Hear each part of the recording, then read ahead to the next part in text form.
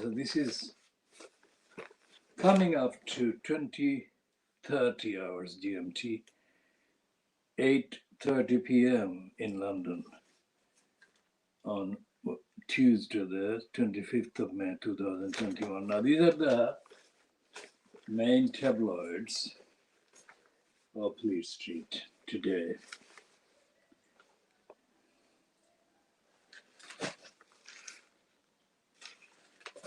So we shall be talking more about these and also the absences of the issues that they should be featuring. Now, this is the one about the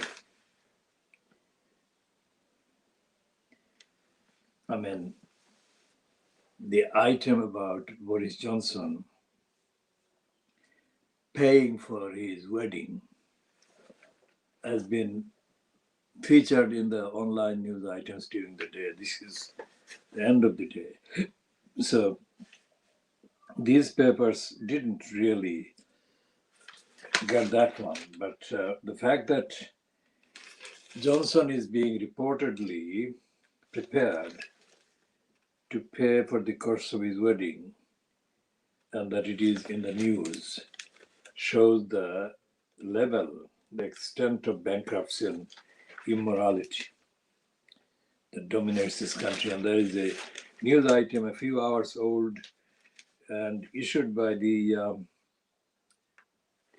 Reuters news agency in the last 5 hours to the fact that an inquiry we shall be kind of putting within quotation marks because we really don't have any confidence based on the evidence that inquiries are really truthful. But this one is just for the record as reference that an inquiry has found, according to Reuters news agency, that the Conservative Party in Britain, being fronted by Boris Johnson, is riddled with anti-Islamic tendencies and propensities. That doesn't need an inquiry. That is fact.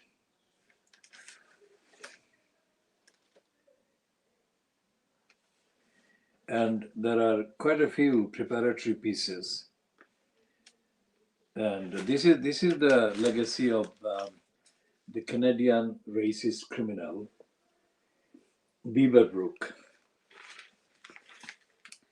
And Beaverbrook's legacy of racist criminality and anti-democratic behavior and propaganda, the Daily Express and the Sunday Express.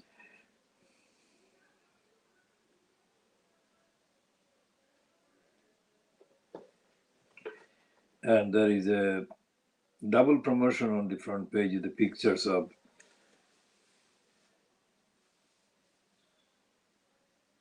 this is Beyond Criminality. This is imposed as the Home Secretary, and she's being given the script, my firm but fair plan to protect our borders. Yuck. She has no basis for saying any of that, but that is not her. She is a machine, she is a stooge. So that's her, Priti Patel. And there is a picture of Kate Middleton. And the caption says, Kate wears it well in colour of Scottish flag. In colour of Scottish flag, meaning that she is part of the propaganda weapons deployed to repair the damage that Boris Johnson has done to the so-called United Kingdom.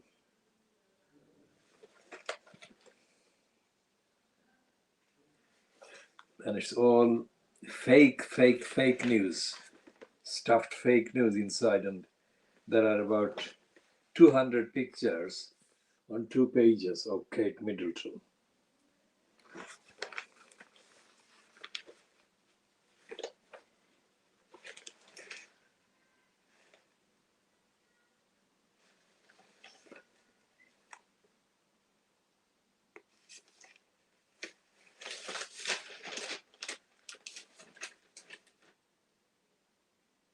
And on page 2, there is further promotion for the ugly racist stooge Priti Patel. There's a picture of the people in the water trying to reach England shores. And it says this is by Sam Lister, Deputy Political Editor. Digital borders will fix broken migrant system, says Patel. Now, this is the issue that actually deserves to be mentioned and examined and diagnosed by referring to the literally thousands of statutes, thousands of declarations, agreements, international declarations, international agreements, international treaties that the UK is signed to. And all of those conventions, treaties, declarations are about upholding the rights of people like the migrants, like the asylum seekers. And if the British press, so-called the Fleet Street, were to be treated as being representative of a regime, of a government, of a state, of a society that has any respect for any of the international treaties, then the day's papers, and especially in stories about Priti Patel threatening the human rights and the rights of the people seeking asylum and shelter and refuge, would have, contextually at least, if not fully, but contextually, there would have been references to the obligations that every state, member state, signatory state is under. But there is no mention of that in the coverage today, and there is hardly any mention ever. And this is the kind of reality. Today is the 25th of May, 2021, and they're referring on the various platforms to the anniversary today of the murder by the police knee of a Black American man, George Floyd. And this is the anniversary they are referring to. There is a piece by somebody who has posted an item on Facebook that says that since George Floyd was murdered, a number of other black men have been murdered by the police, and 1,000 others have died as a result of police violence. Now, this is a very serious issue. Where do you go? I mean, there is a series of tweets that have been expressing thanks to David Lammy. Lammy is the member of parliament from Tottenham in the Haringey Borough in North London, same constituency where Barney Grant was MP4, and the same constituency where the policeman was killed at the Broadwater Farm riots in October 1985. Now, I was not originally intending to be there, but I happened to be there as a kind of result of an unplanned journey that I took. And I was in a car driven by another person, and the car stopped underneath the building called the Broadwater Farm. Now, when that happened, it was literally minutes before the actual violence occurred. Now, where the people were hiding or where they assembled, we didn't see. But shortly after, minutes after, the car left we could see from a location where the car was parked for another reason, nothing connected with the event at all, but somebody went in somebody else's house to pick up something or have a conversation or something. I cannot describe because I wasn't inside, I was sitting in the car. And within a mile or so of where I was sitting in the car, fire could be seen. And that is something that we later learned was the place where the car I was in had parked and stopped. We didn't see anyone. So it was very strange and very eerie later to learn what happened there. So whoever organized the rally or rallies that resulted in the violence that included the death of a policeman, the member of parliament at the time for that particular area was Barney Grant. He wasn't MP at the time, but he became MP 2 years later when he got in the general election that took place in 1987. And we are talking about 1985, October 1985, when the Broadwater Farm riot, so-called, took place. Now, after Barney Grant died, there was a big tussle within the Labour Party as to who should become the MP for that constituency. Eventually, it was decided to allow this David Lammy to become the MP. Now today, 25th of May 2021, there have been quite a few tweets. The ones that I recognize are all white people, white women in fact. One is Sharon Hodgkinson and the other is Margaret Hodge. Now these women have paid tribute to David Lammy for doing the video about the murder of George Floyd in the USA. What I have to say is that judging by the contents of the statements and assertions that David Lammy has made over the last, let's say, 10 years, Lammy has, of course, changed course and he has become increasingly less hesitant about opposing racism, criticizing racism. But Lammy is nowhere near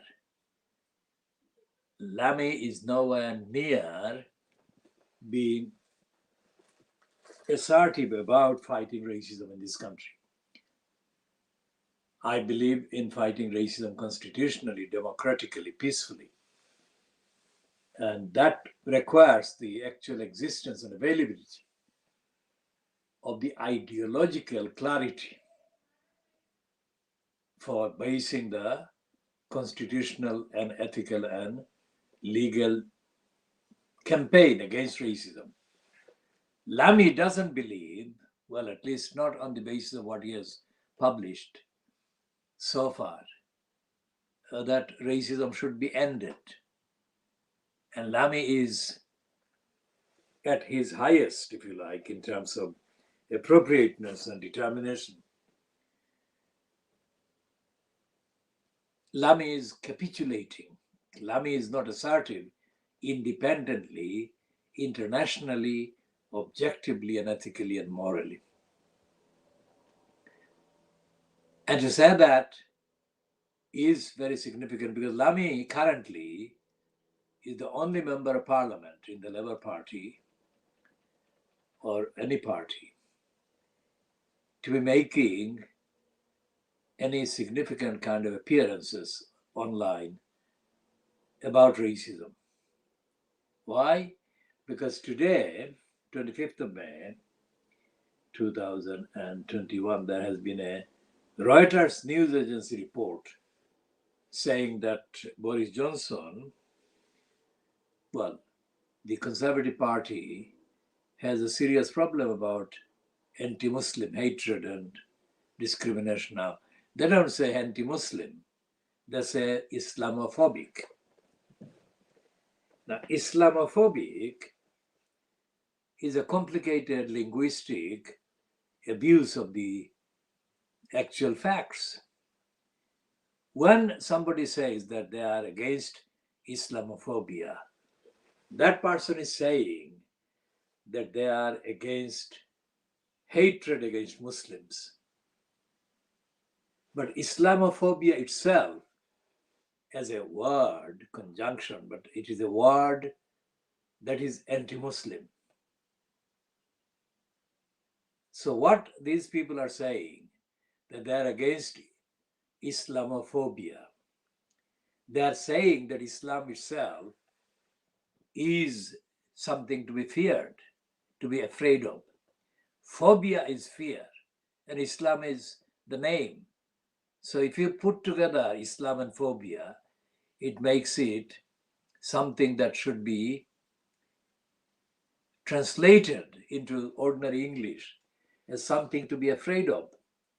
So those who are saying that they are against anti-Muslim hatred are saying that Islam is something to be afraid of. So they are contradicting themselves. And this is something that I have been pointing out to those who I have noticed using this online. And one of those that I have been pointing this out to has been a man who has been behind this Byline Times.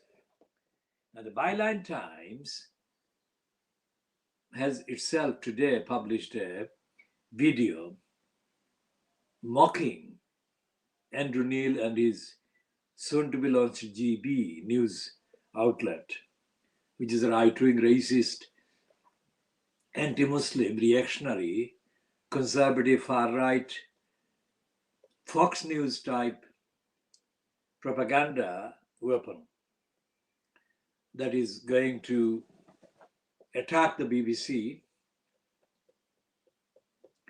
and support racist and anti-Muslim elements. And there is nothing in the coverage, in the promotional coverage of the GB News, including promotion by the UK Press Gazette, that suggests that this is a threat to real freedom and real kind of equality. Now, today is also the day when two other things to do with racism have happened. One is that a public figure who had tweeted that the Israeli attacks on the Palestinians was like a genocide. Now, he has been in the news throughout the day today, connected with the reports that he has withdrawn or apologized for his remark that the Israeli attacks on Gaza and the Palestinians was like the Nazi, was like a genocidal attack. And he has reportedly said in his withdrawal of that remark that this is not time for hyperbole. So what he's saying, in effect, is that if a genocidal attack takes place, or if a massacre takes place, or if massacres take place, then people observing those events should be prepared to find a way to justify the massacres. That's what he's saying. Because hyperbole means that a language is being used to exaggerate the impact and the implication and the fact of the events going on, no matter how barbaric and how criminal and how violent the attacks are. So he's saying that even if there are massacres, people should find words that do not call the massacres massacres or the genocides genocide. Now, this is happening, this news item is happening on the very day the entirety of the Western powers, including the EU, have declared war on Belarusia. The Belarusia yesterday, or in the last, let's say 48 hours, hijacked a Ryanair aeroplane in order to kidnap one passenger in that particular flight. And the passenger is a journalist. And all the Western countries have not lost any time, wasted any time before declaring propaganda and economic sanctions against Belarusia. Now, the man who says that we should not be using hyperbole, if he were given the charge, then there would be no action against Belarusia, no recognition of the kidnap of the dissident journalist, no hijack of the plane that was carrying him. Hyperbole would not be appropriate because he would then deny all of it is happening. But that's not happening. It is all happening, and the entirety of the Western might has been mobilized in propaganda and economic sanction terms to punish Belarusia just for one individual journalist being hijacked. Now, compared to that, how many similar individuals have been murdered in Gaza, in the rest of Palestine, by the attacking Israeli forces over the last 4 weeks?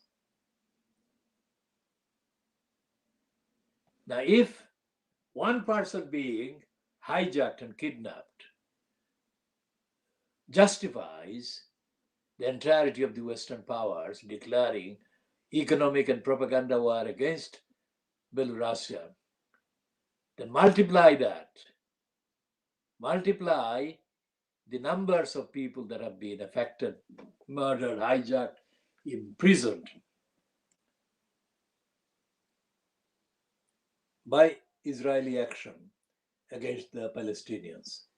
And you can find 1,000-fold perpetration of violence and attacks and violations of human rights of the Palestinians, of the people of Gaza, and others like the Al Jazeera journalists based in Gaza, which was targeted for bombing by the Israelis. And today, in his statement, David Lammy hasn't got anything to say about that. That is to say, about the hijack of the Ryanair plane by the Belarusians to kidnap the journalist flying in that flight.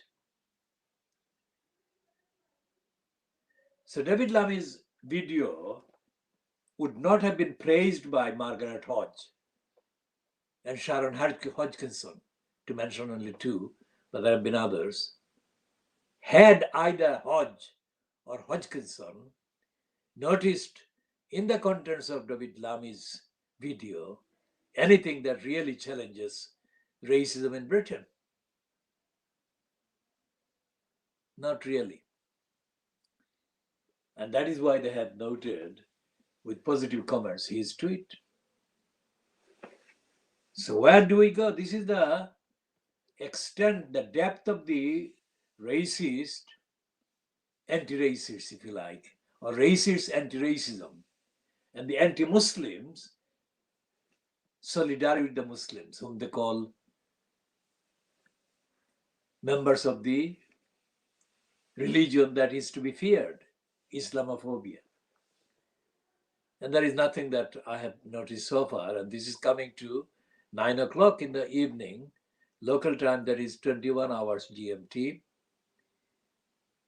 Nothing from any of the members of parliament, including the very small number that are noticed normally to be posting things about in solidarity with the Palestinians.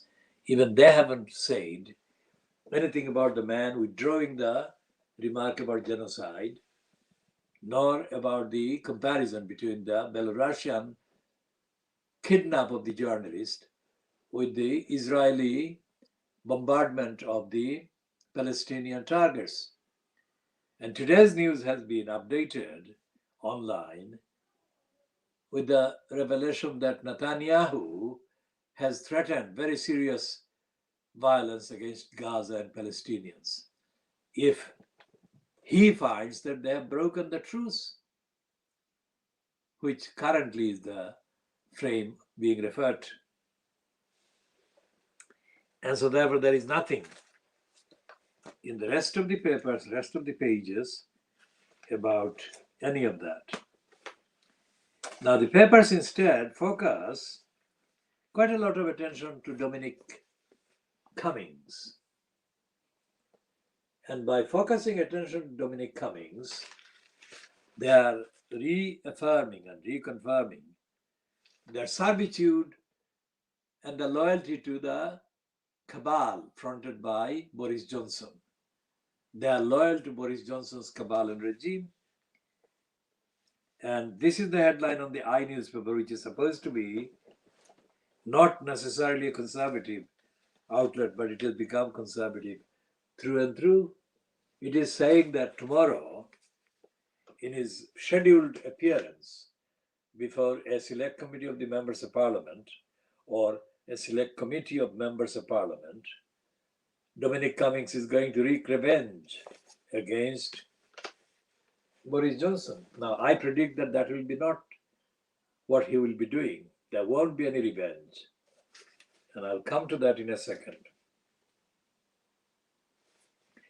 And this is the line that the Daily Mail, the Daily Express, the Star, the Sun, the Borisgraph, that is the Telegraph, they're all running this line for Boris Johnson as against the supposed onslaught, revenge that Dominic Cummings is planning to unleash against Johnson tomorrow during his evidence before the committee of MPs. He's scheduled to appear before.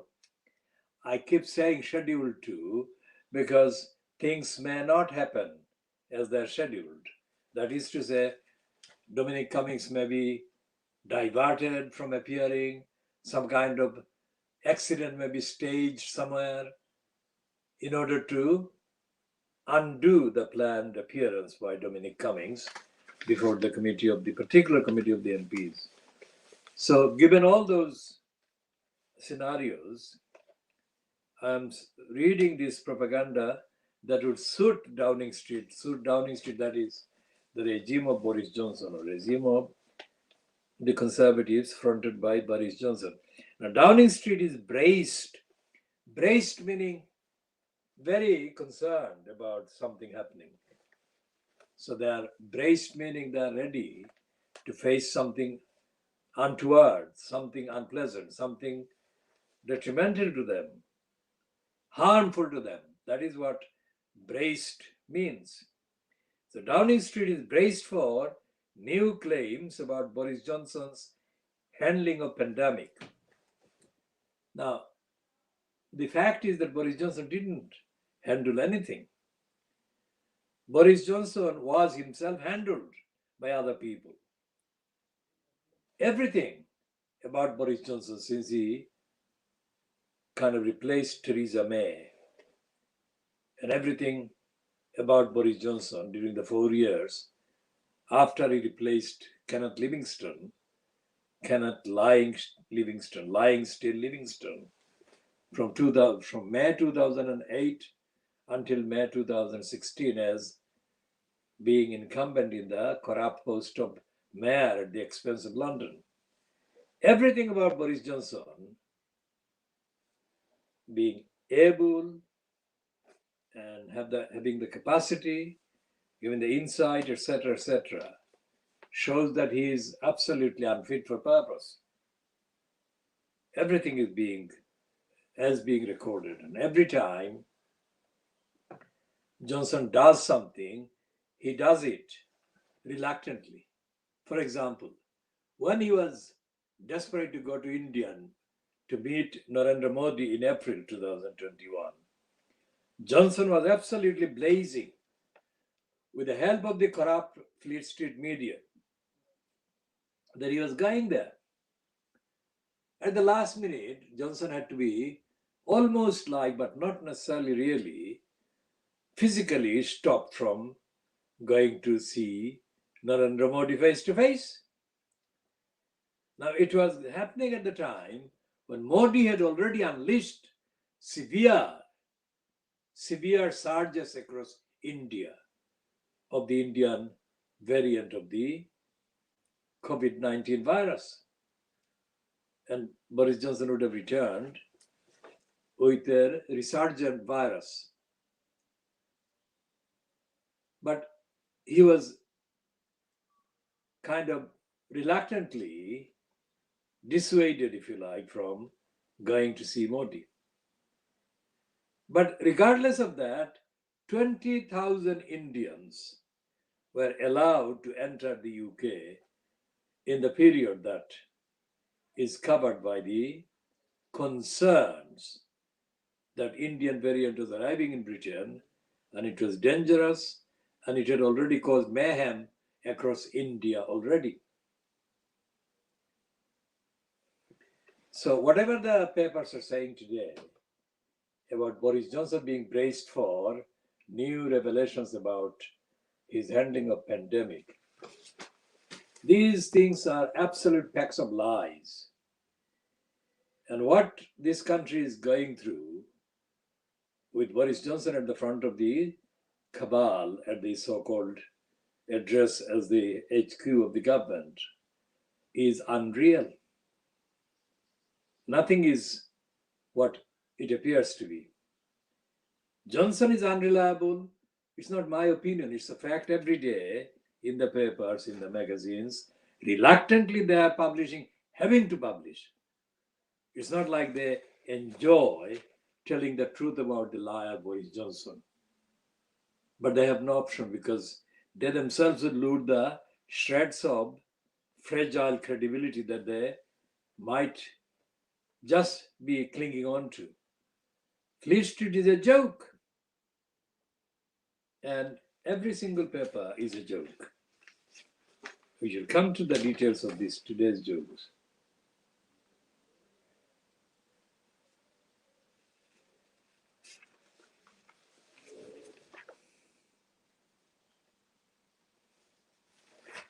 And Priti Patel, who has been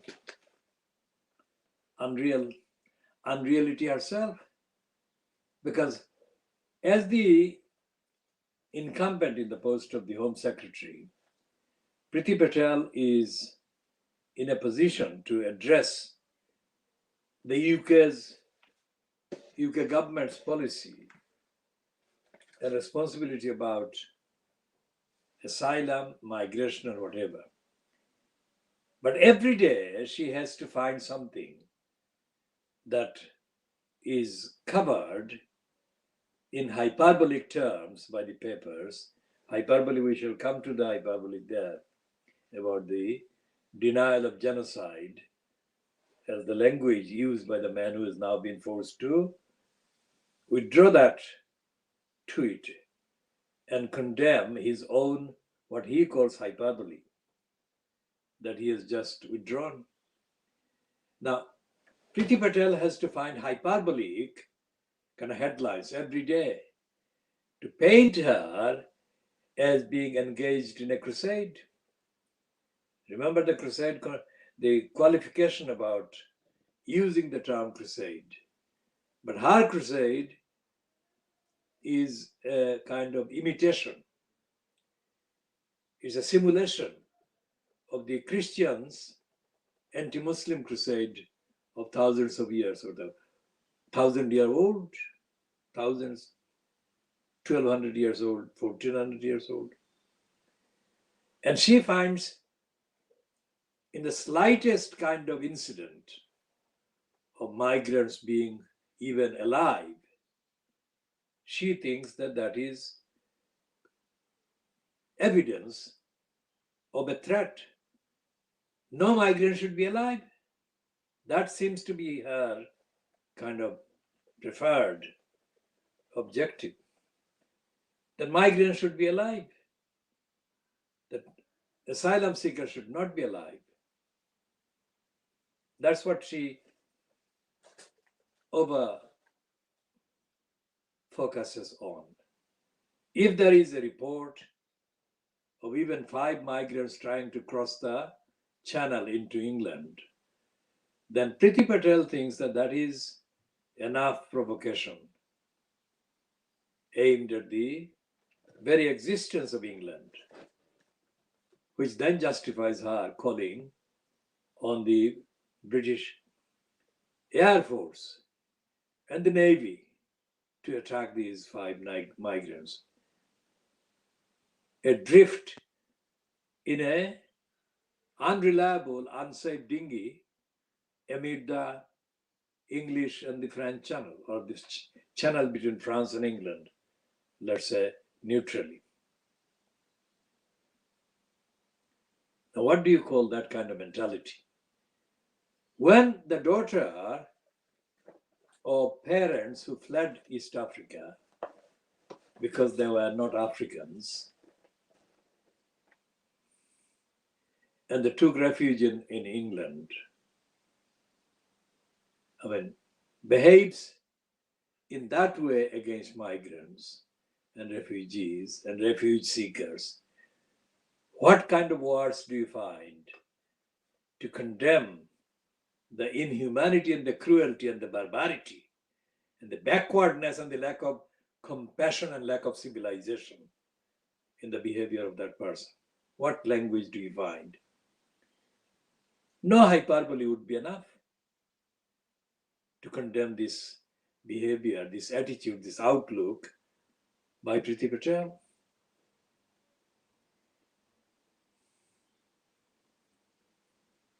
And there is nothing, there is absolutely nothing that the so-called official opposition in the UK House of Parliament, Houses of Parliament, and House of Commons, as fronted by Keir Starmer. There is no sign that he even knows that Patel is destabilizing the basic environment by poisoning it to the extent that she is doing, and spreading hatred, and spreading malice, and spreading lies against the victims of asylum. Because what the victims of asylum means is that the people who are seeking asylum, the people who are seeking refuge, are people escaping persecution, escaping hunger, and escaping genocidal attacks that Gaza has been subjected to, Jerusalem has been subjected to, and the remaining bits of Palestine have been and are being subjected to. What language can be used? There is no presence of the Conservative Party's critics, supposed critics. There is no Keir Starmer, and there is no opposition statement issued from the side of the so-called official opposition in the House or Houses of Parliament.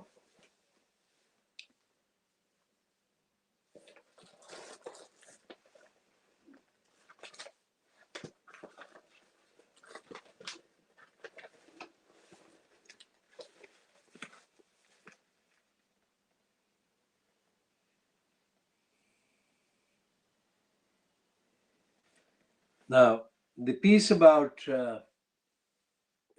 Max Mosley, we have discussed Max Mosley in the previous part A, and we said that we shall continue more about his role in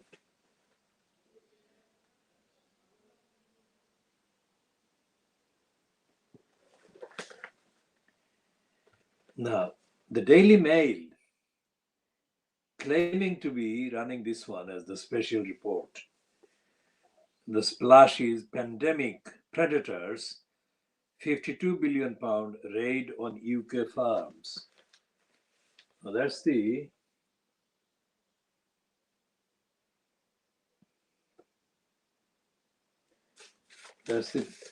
flash.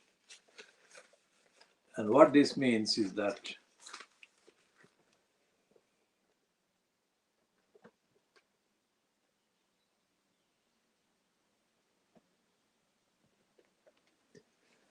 the pandemic continues to be used as a cover, as a pretext for robbery of society, of the public resources by big business crooks and criminals, all of whom are behaving in the way that David Cameron and Lex Greensill and Gupta have been accused of behaving. So British farms worth £36 billion have been sold off to private equity in high-risk pandemic plundering spree. That is the language of the Daily Mail. Matt Oliver, city correspondent. The Daily Mail can reveal that 123 UK companies have been bought up by the predators since the outbreak of coronavirus, with 19 more deals worth nearly 16.6 billion in the pipeline. It means that the value of private equity takeovers since the start of last year is set to hit a staggering £52.6 billion. Data firm Deal Logic says the number of firms swallowed up in the private equity deals last year is the highest since the financial crisis 13 years ago. Now, that is a completely meaningless comparison. Nobody notices the comparisons, ordinary people, many. It is only in their kind of poisonous, closed circuit kind of world that these kind of comparisons make any real sense. Household names to succumb range from Asda to the AA and even the owner of Butlins. The Mail today sets out the scale of the assault on British business and examines the risks it poses for jobs.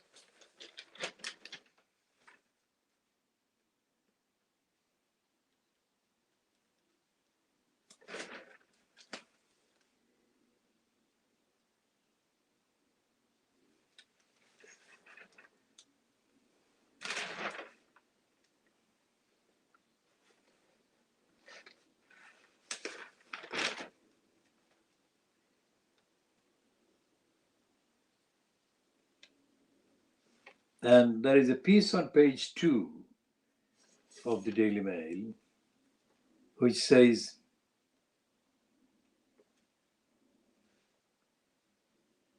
PPE boss slams BIP lane for contracts amid cronyism row. Cronyism is another word for corruption and criminality. And there is another headline on the same page 2. Now ministers warn, don't leave Indian strain hotspots like Bolton. Britons have been warned against travel to or from parts of the country where the Indian variant of COVID is spreading. Now, let's pause there. In the same day, they are talking against restrictions. And we shall talk about that in a minute. Before we go on to talk about Max Mosley.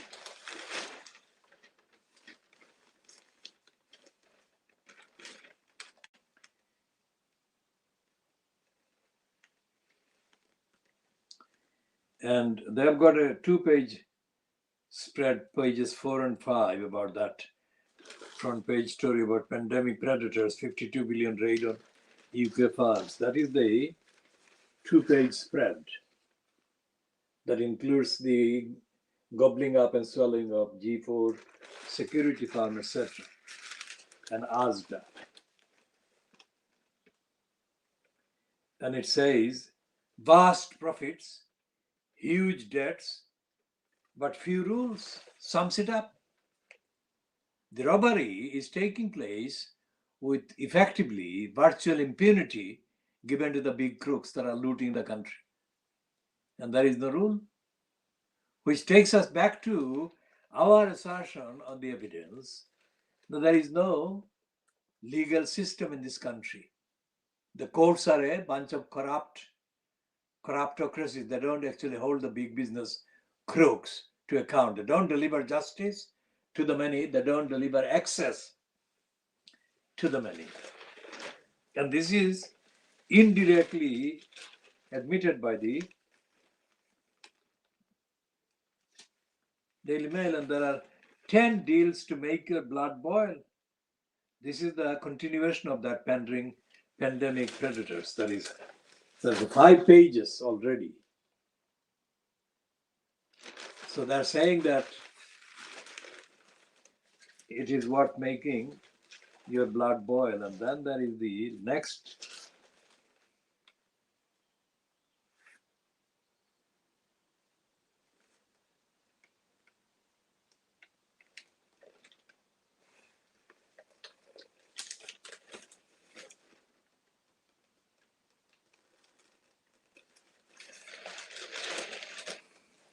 And then they've got a page 10 and 11 spread. Well, it goes on to page 75, but let's look at the main spread. This is one against Max Mosley. So fascist son who tried to destroy free press that exposed him.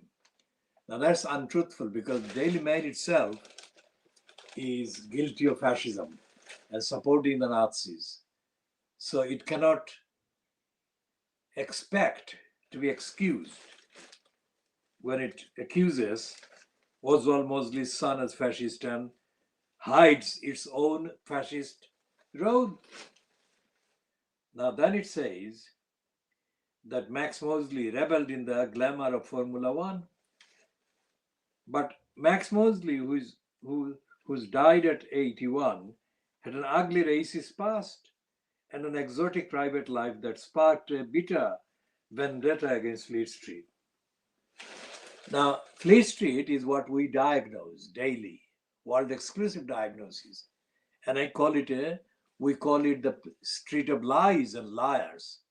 So Max Mosley was not anywhere near as extensive and as thorough as we are and have been against the liars of Fleet Street.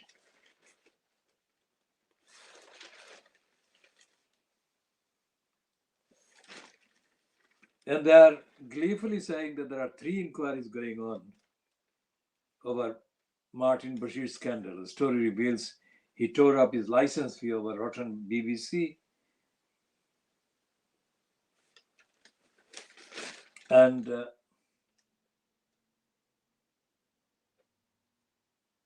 ex-Panorama host Jeremy Vine is being reported as backing a criminal investigation into Panorama. Now he's pictured with his wife, Rachel Schofield, who is a BBC News Channel presenter, has been.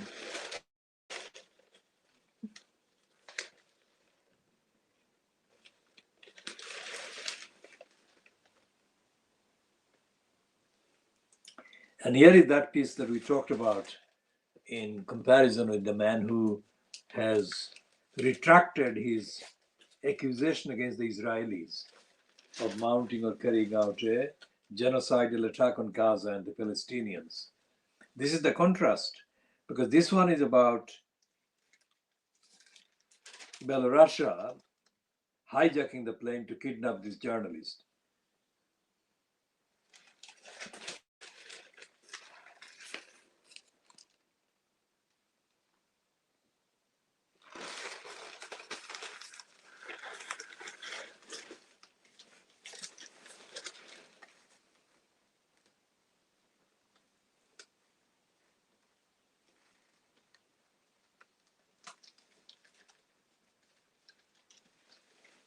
Now, this is something that is absolutely sick-makingly ironic. Remember the phrase, taking back control? That was the main slogan that the liar Boris Johnson peddled, and the slogan that the criminal, liar, racist, nasty Nigel Farage echoed and backed. Now this says, unless the European Union takes on Putin and his poodle, none of us will be safe on a plane again. What do they mean? They wanted the European Union to be smashed. And they supported Putin because Putin supported Brexit. Putin supported Brexit and Putin wanted the European Union to be destroyed. What are they saying, the Daily Mail? It is the main in-house propaganda paper for Brexit and against the European Union.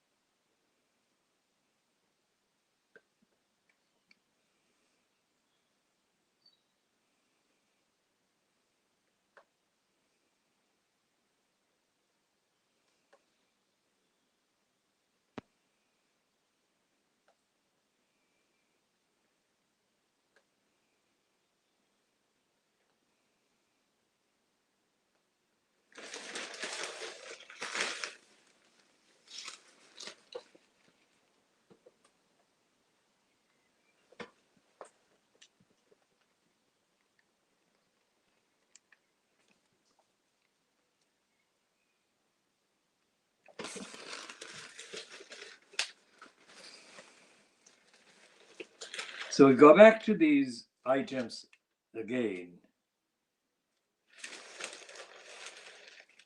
And the item on the pages 10 and 11 about Max Mosley.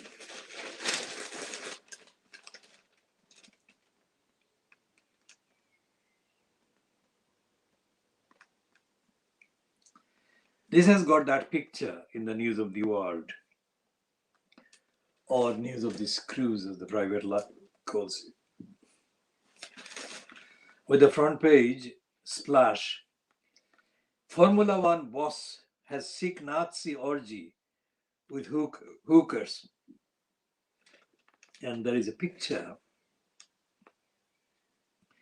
of Max Mosley sitting with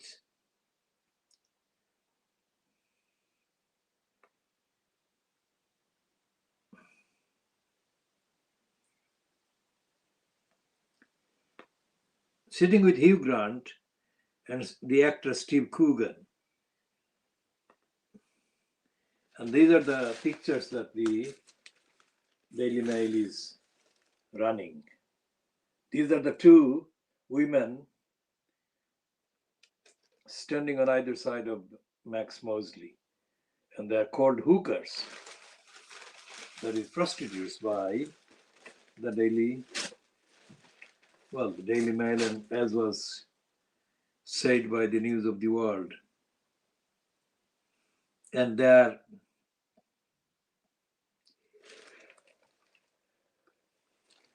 are recalling that at Oxford University, Max Mosley backed apartheid in South Africa.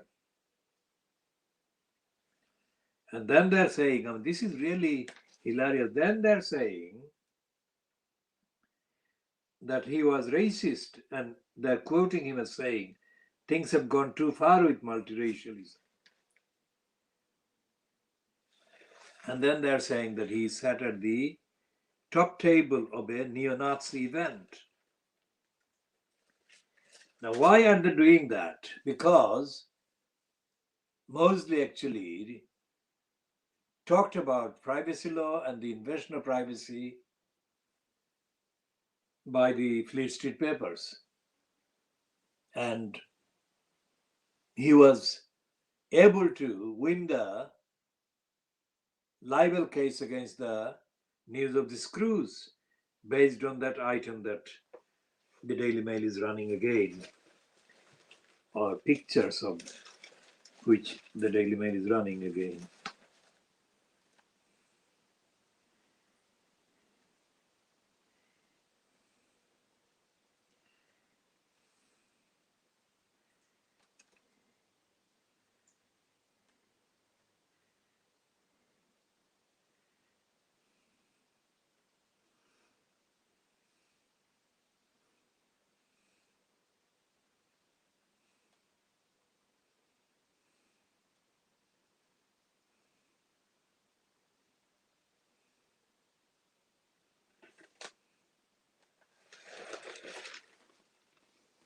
And there is a quotation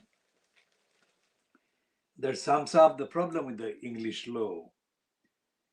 It says, in a 2015 interview with former New Labour spin doctor Alistair Campbell, Max Mosley said, "If I want to be friends with the Prime Minister and I give £1 million, I will get access and invitations.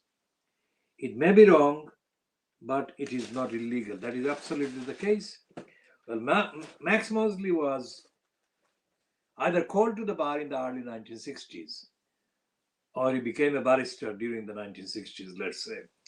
So he's a licensed law trader, so he's familiar with the licensed law trade and some of the rudimentary concepts about law and morality.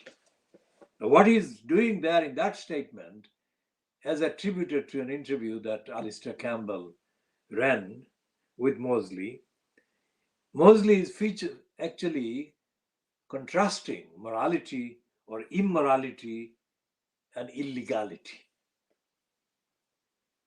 And by saying that giving money to the Prime Minister or making a political donation and getting access in return may be wrong, but that is not necessarily illegal, which is where the illegality and the corruption at the heart of the British legal system is to be found. And in the decades since the Nazis were, let's say, confronted by the British as part of the British defense against the Nazi takeover, there should have been due and overdue kind of reform and kind of rewriting of the Constitution or the constitutional aspects of the criminal law that affects the behavior of the wrongdoers with loads of money that can buy access, undue access, immoral access, wrongful access to the occupant of the highest office in the land. But there hasn't been. Why? Because the occupants in the highest position, office in the land, don't want wrongdoing to be stopped. If to stop the wrongdoings would be to stop huge sums of money coming in from the wrongdoers. Have I summed it up? And that is where I say is the evidence of the Labour Party being dead. Because when Barney Ecclestone and Tony Blair were exposed over a £1 million donation that Barney Ecclestone had made to the Labour Party, and the link that existed between that £1 million donation and the particular exemption given to motor racing and Formula One over taxes and liabilities. Both Tony Blair, as the Prime Minister at the time, and Barney Ecclestone, who succeeded Max Mosley by that time as the boss of Formula One, both Ecclestone and Blair denied any link between the money and the particular toning down, watering down of the law. So although Keir Starmer, I have been calling him the political murderer of the Labour Party, Keir Starmer has indeed been the political murderer of the Labour Party, but the Labour Party has been put on the deathbed by Tony Blair when it comes to morality, when it comes to ethics and accountability. And despite his bombastic kind of appearances on certain issues, Gordon Brown is as corrupt as Tony Blair has always been. In fact, Gordon Brown has been more crafty than Blair himself, because Gordon Brown supported the war on Iraq by Tony Blair, the war on the Muslims by Tony Blair. But somehow, the liar Gordon Brown managed to avoid being mentioned as being guilty and as being colluding and as being party to these corrupt, illegal, racist, anti-Muslim antics and behavior and policies and preferences by Tony Blair.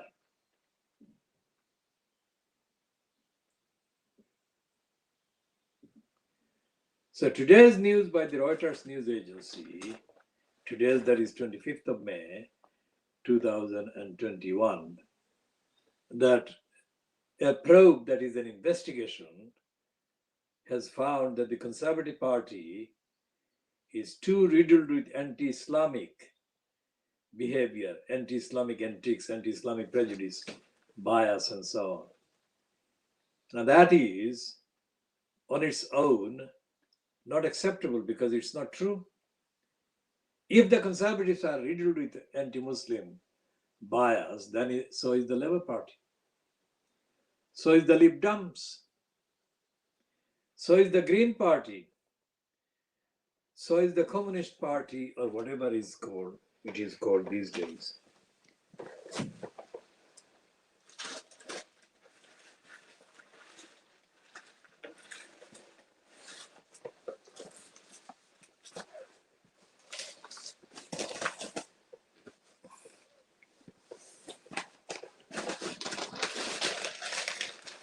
So we are going on to the Financial Times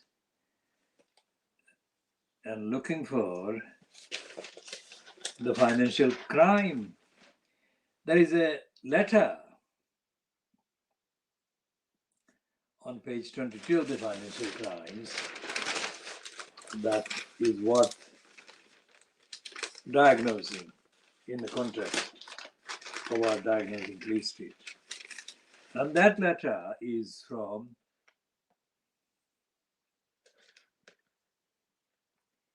a litigation finance company, and its heading is Litigation Funding Aims to Provide Justice for the Impecunious. Impecunious is meaning those who haven't got enough money. Now let's see the top of that. Now this is a complete and utter lie. No litigation company will fund real litigation. And let's see what this criminal letter claims.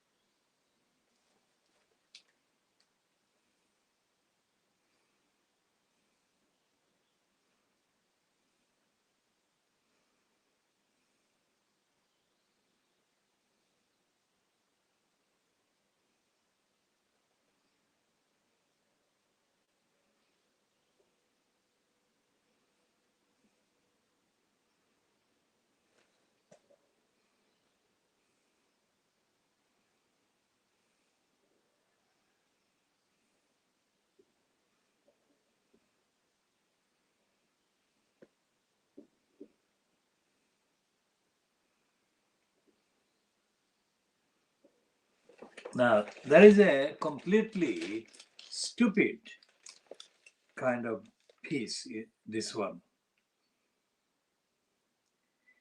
It admits, it confesses that The reality is litigation costs money, and it therefore favors those with lots of money. Claimants are often denied the opportunity to access justice because they are impecunious and no one will financially support them. Now, that is absolutely stupid. That does happen, but that is not the reality of most of the experience of the many who are justified in expecting the court system to offer them access, but are denied access by the court system, which is corrupt and built, organized, and manipulated in a way that prevents access, despite the fact that individual litigants may not need any funding or any funded licensed law trader because they, the individual litigants, can argue and promote their own cases themselves. Despite the fact that there are so many in the many who can do that, they are not allowed to do that by the court's bureaucracies. And this criminal letter is completely in denial of that. And that is the nub, that is the center of the corruption. There is a policy, option given to the court's bureaucracy and the criminals who are members of the staff in the various courts offices. Essentially, their agenda and their kind of policy that they operate is to stop litigants getting effective access to litigation through the courts. That's what they're in place to do, and that's what they do. And the English judicial system is in breach. The English judicial system is in breach of most of the obligations about access to justice. Obligations that are enshrined in those treaties that I keep mentioning, not enshrined in the internal English British kind of legislation and statutes. Because English and British statutes are corruptly made, as I've mentioned with the Formula One, connection with the Barney Ecclestone donation of £1 million to the Tony Blair-fronted Labour Party, and the particular piece of legislation that followed soon. The obligation to allow litigants access to the court system, that obligation is imposed by the various conventions and statutes, international statutes and kind of agreements and declarations.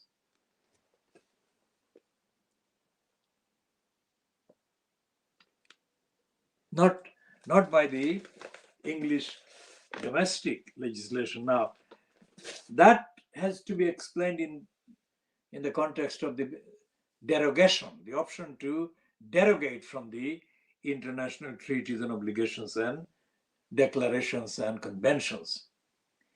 But the derogation option is only available if not to derogate, to allow the international kind of text of the particular agreement or declaration or statute to be made available to the litigant, if to do that would endanger national security.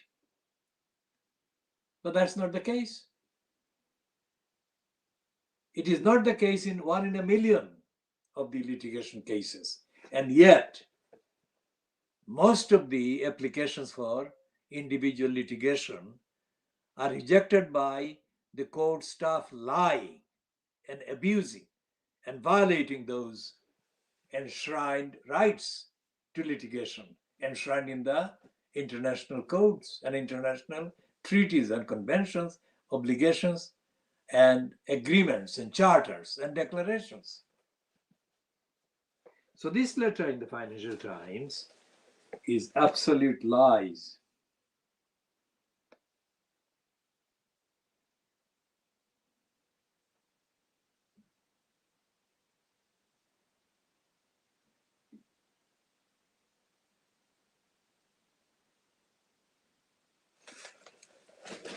Now, we have talked about that letter, and we shall talk more about the litigation and the corrupt behavior of the English courts at every level.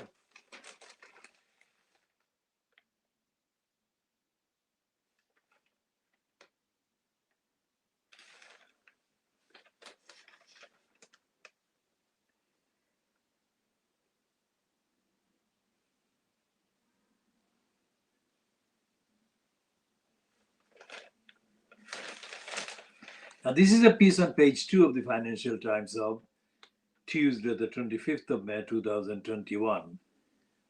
It is based on a National Crime Agency inquiry, says Bank of England chief. Now, this is based on a hearing in the House of Commons yesterday. And it starts the investigation into violence, the retail bank owned by metals entrepreneur Sanjeev Gupta, in both the National Crime Agency as well as the Serious Fraud Office, the governor of the Bank of England revealed yesterday. Gupta, owner of Liberty Steel, is fighting to keep the GFG Alliance business empire afloat after the collapse of Greensill Capital, the supply chain finance company that fueled his acquisition spree. The Serious Fraud Office announced 2 weeks ago it had launched an investigation into suspected fraud and money laundering at Gupta's GPG.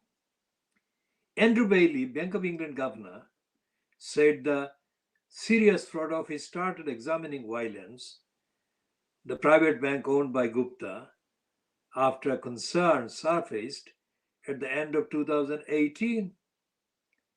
The Prudential Regulation Authority started investigating concerns around connected lending in the context of the ultimate beneficial owner, who is Sanjeev Gupta. Bailey told the Commons Treasury Committee, Bailey has told that to the Treasury Committee yesterday.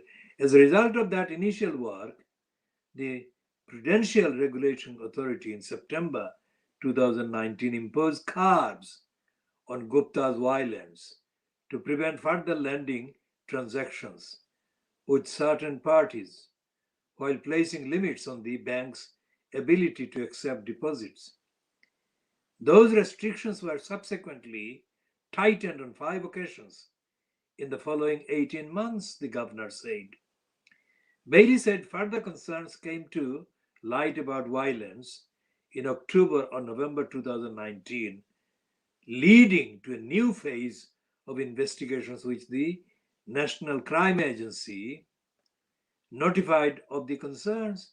After various investigations, some were overt, some were not, the FRA set out its concerns to the Serious Fraud Office. Violence announced earlier this month it was to be sold were wound up after its accounts revealed repayments on 80% of its loan book were overdue. The Bank of England ordered the bank to repay customer deposits in March. And it goes on. Sanjeev Gupta is a crook. And the crook was allowed literally hundreds of millions of pounds, to kind of abuse and exploit. And he was allowed millions and millions and millions of pounds of debt. Think about that. A crook is being allowed millions of pounds of debt. Yes. And he's not paying them and he's not being prosecuted. And they're fiddling about by probing and probing and probing. They're not prosecuting him. Would they do that to a low paid benefit claimant? Think about the contrast. Think volumes. Think billions of pounds being denied to the poor and the lowest income people in Britain.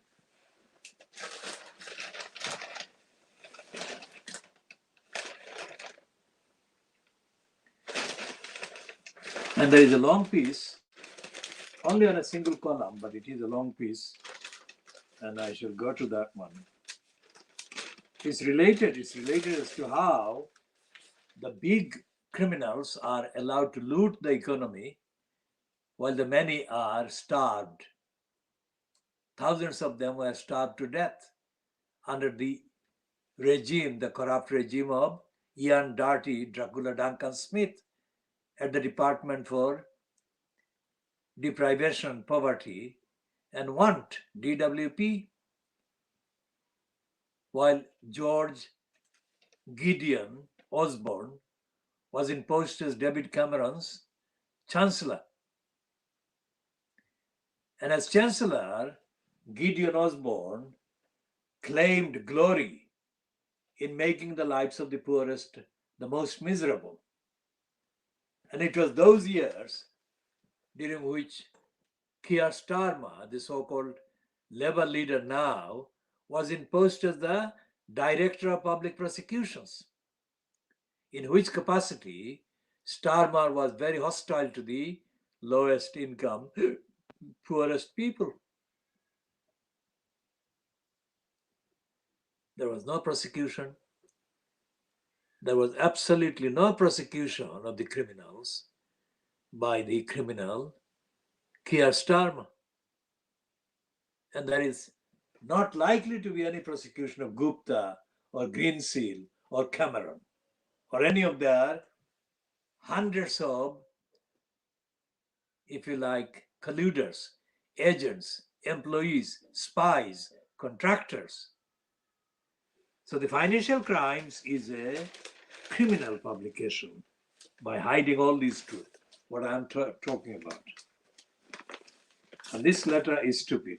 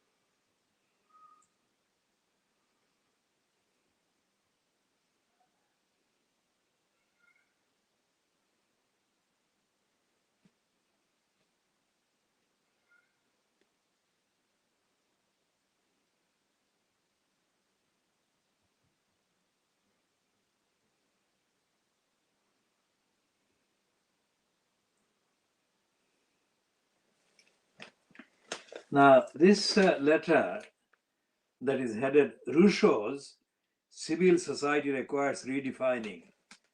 Now, this writer is given the name of Olivia Lunn. Reads like a woman's name, and the location is Southwest 1 in London, UK. And I'll come to that a bit more later.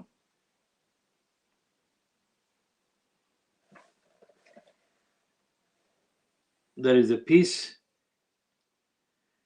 by a black woman who is pictured there as Tyler Nicole Rogers. And her piece is headed Economic Reform Crucial to Improve the Lives of Black Americans.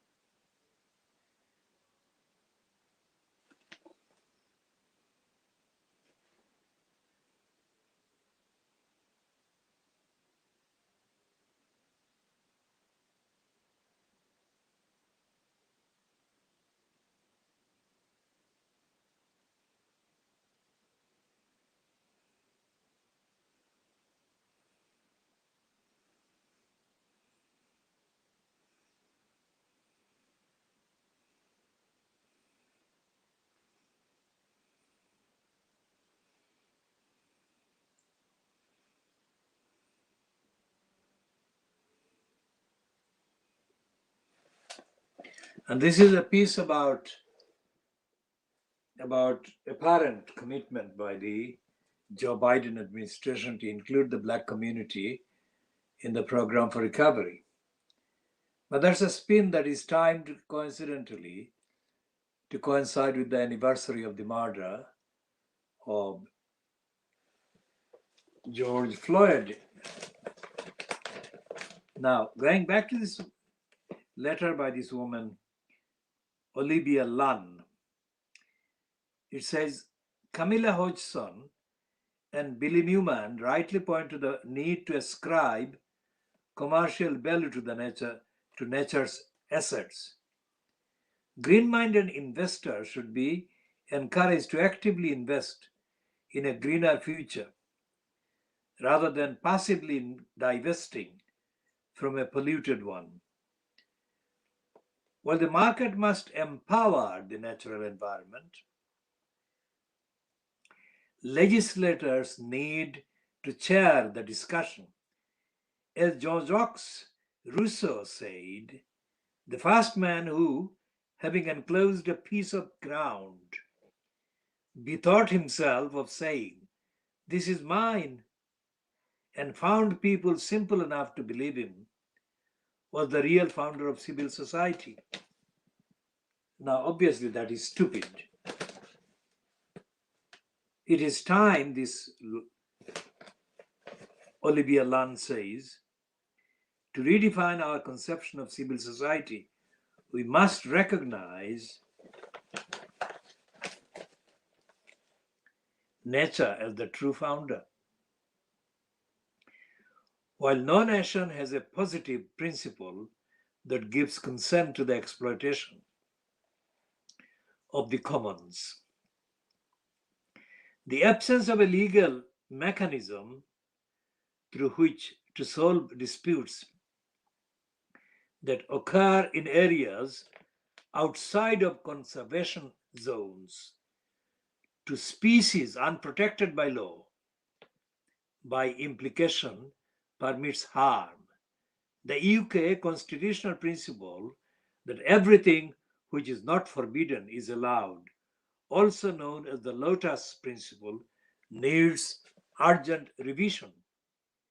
We need a global commons guardian created by legislators and supported by investors. Now, there she makes the mistake, because no legislators will go there.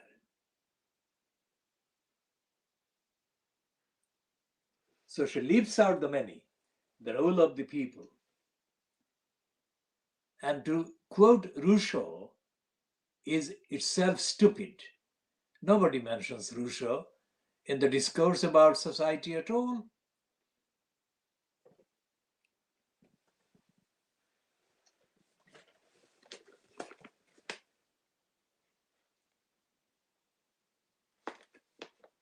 Now we shall go back to this piece about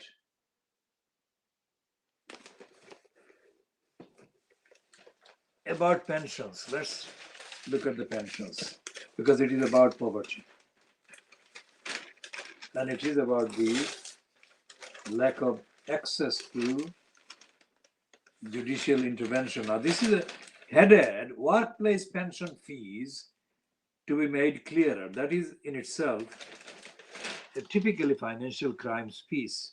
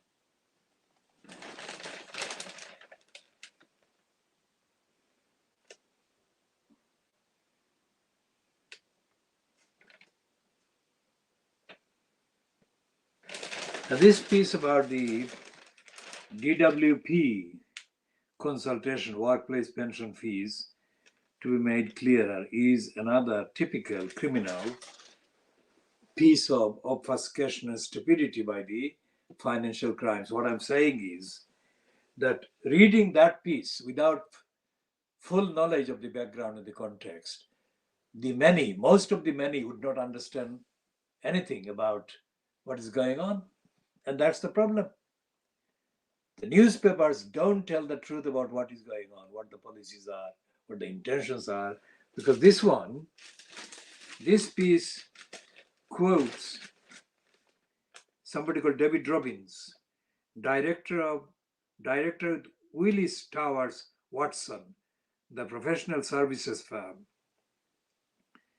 who is reportedly quoted as saying, the DWP does not explicitly say that it might force employers to divert contributions to a provider of the employee's choice.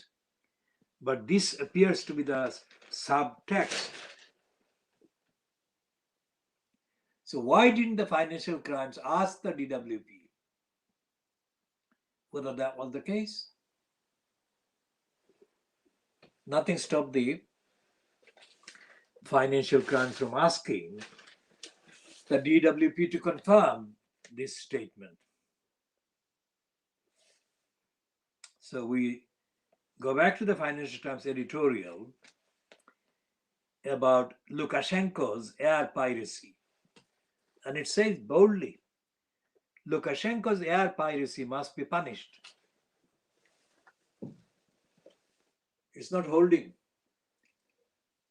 It's actually openly saying that Lukashenko has behaved as a pirate and he needs to be punished. One kidnapped journalist, and Lukashenko needs to be punished by the rest of the powerful kind of opposition, that is the West. No such editorial has even been conceived or thought about in relation to the massacres of the Palestinians over decades. the violators and the murderers of Palestinians have never been called pirates, and never have they been condemned to be punished by the West.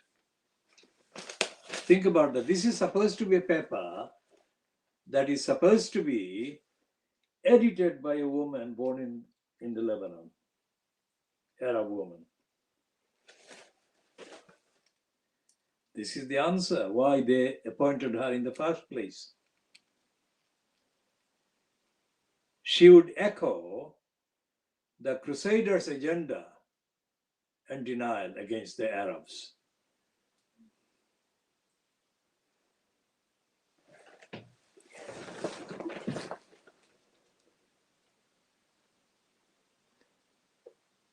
So we shall be putting an end to this part B, at this stage, and we shall continue